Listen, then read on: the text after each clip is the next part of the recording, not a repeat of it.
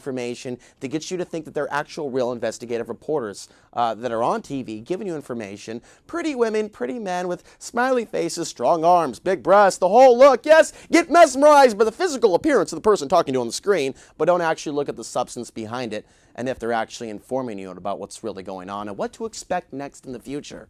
None of that is actually on the table. Not on these shows, not on Russia Today, not on the mainstream media, not on Fox. Again, it's humbling for many people to tell me this is the first time they've come across alternative information like this.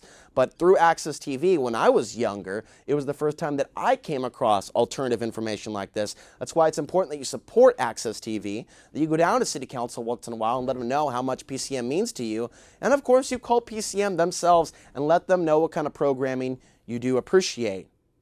But you know, I want to add one more thing to that point.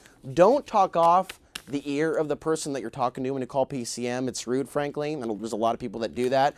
Let them know what shows you appreciate and let them go. This, keeping them on the line for 5 or 10 minutes, telling them about your great awakening and all these things, you need to find a club, but PCM employees have a lot of work to do, and they're getting a lot of phone calls from people that are just waking up to these things for the very first time.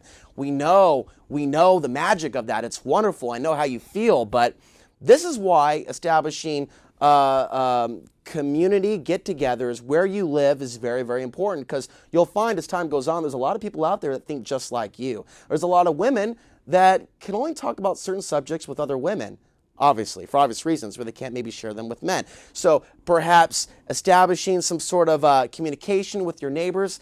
And the same thing goes, there's some things that men can't talk with women, but they can talk about with other men. I mean, there are certain issues about our world that need to be discussed out in the open. And then, of course, there are issues that men and women ought to be talking about, whether going out or not, or attracted to one another. In essence, we need to be communicating about a wide spectrum, a number of spectrum of things pertaining to what we're going through, what we're feeling, working through our fears instead of staying stuck in our fears, and coming to some sort of a solution when every day we live in this reality that allows us to have so much information to transform things overnight, or we can think we're choosing to take the softer, easier route by ignoring the things going on around us. In the next track, we're going to go to track number 4, Bill. This is pertaining to a military drill, a National Guard drill that is taking place in Chicago, Illinois.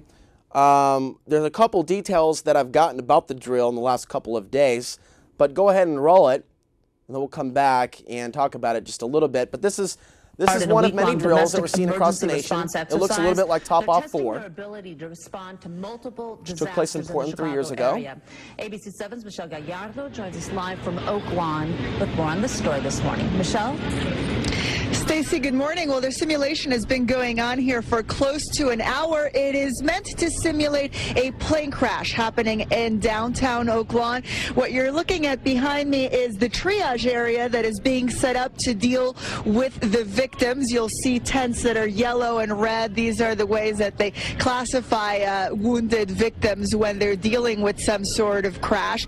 Now, the initial 911 call, so to speak, went in shortly after 8 o'clock this morning, and what we saw here was firefighters and ambulances responding to the site of the so-called plane crash. They simulated a fuselage fire, crushed vehicles with dummies as casualties of this fire.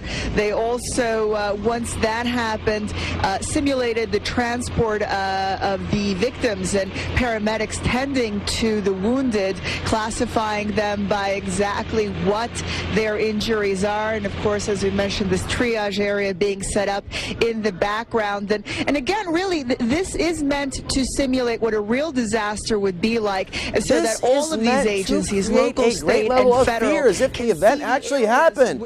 Yes. I mean, in many of these drills, folks, they don't let the people know the drill's taking place. No, there'll just be some lady, walking with her groceries, and there's like some bomb going off. And it's like, oh my God, trauma.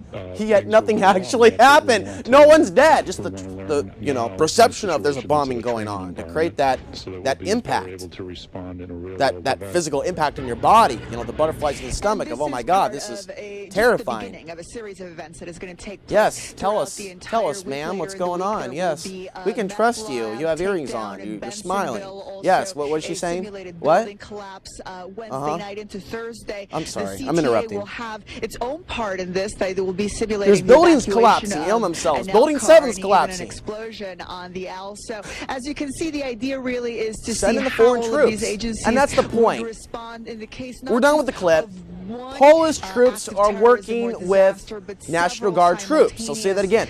Polish troops are involved in this drill, and about a week or so we're going to have footage of it. And you're going to understand, you're going to see more evidence. They've got foreigners coming into the country to deal with gun confiscation, manning checkpoints, and of course, in many, many cases when countries go into an implosion, when you have attacks on villages, when you have horrific war crimes taking place.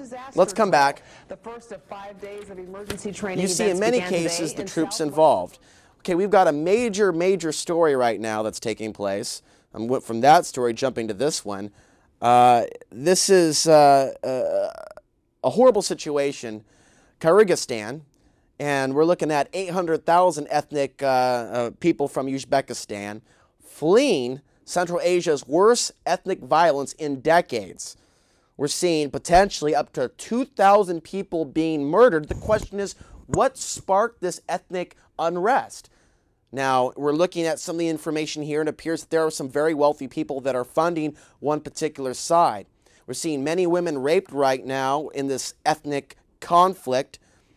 We see some of the most horrific details coming out of the AP. The United States is not intervening. Russia is not intervening. And it's reminding a lot of people of what took place in Rwanda. One particular 16-year-old girl who appeared to be in a state of shock said she had been hiding in the attic as mobs beat her father in their home in their neighborhood. When the girl came downstairs to bandage her father's head, another group of attackers sexually assaulted her in front of her father.